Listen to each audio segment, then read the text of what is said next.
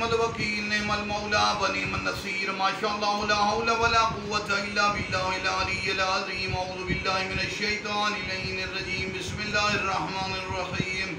الحمدللہ رب العالمین الصلاة والسلام علی سیدنا و نبینا و طبیب قلوبنا و شفیع ذنوبنا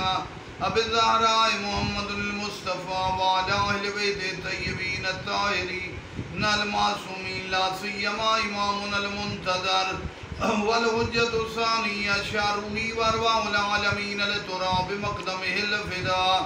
اما بعد فقد قال الله تبارك وتعالى في كلام المجيد وفرقانه الحميد بسم الله الرحمن الرحيم بقية الله خير لكم إن كنتم مؤمنين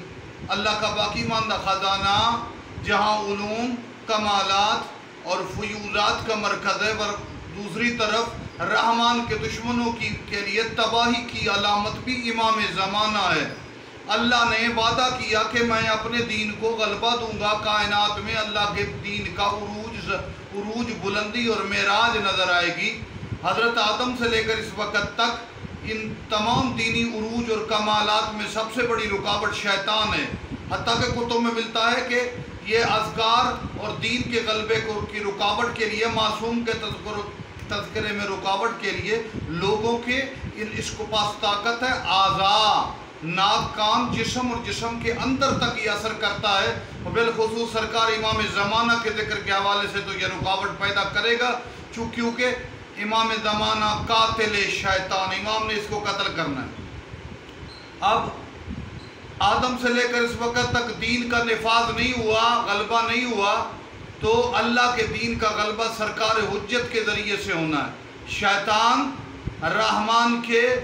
بندوں کے لیے نیکی کے کاموں میں ہر وقت رکاوٹ ڈالتا ہے، بالخصوص ہادیان دین کے لیے جو کام ہے، لیکن امام زمانہ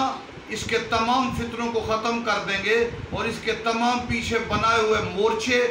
اور اس کی فوج جو آدم سے لے کر اس وقت تک اس کی فوج ہے، اس کی فوج بھی ختم ہو جائے گی، اور یہ بھی مسجد کوفہ کے ایک دروازے میں امام زمانہ کے لیے اعزاز ہے کہ امام اس کو قتل کریں گے، اپنے مقدس ہاتھوں سے جب اس کو ختم کریں گے، اس کے تمام مورچے، اس کے تمام بنائی ہوئی سلطنت اور اس کے تمام خبیث اڈے اس وقت اختتام پر پہنچیں گے جب عسکری کا لال علوی شجاعت کا اظہار کر کے شیطان کو ختم کر کے رحمان کے غلبے کو ظاہر کرے گا اور اسلام اور ایمان کو جوانی عطا کرے گا۔ اللہ کی ذات ہمیں شیطان کے شر سے محفوظ رکھے، اور جو آج کے دور میں امام کے ذکر سے دور ہے، گویا شیطان کے کسی نہ کسی مورچے کے ہتھ کنڈے میں پھنسا ہوا ہے۔ اللہ ہمیں شیطان سے محفوظ رکھے اور امام کا ذکر کرنے کی توفیق عطا فرمائے۔ والسلام علیکم ورحمۃ اللہ وبرکاتہ۔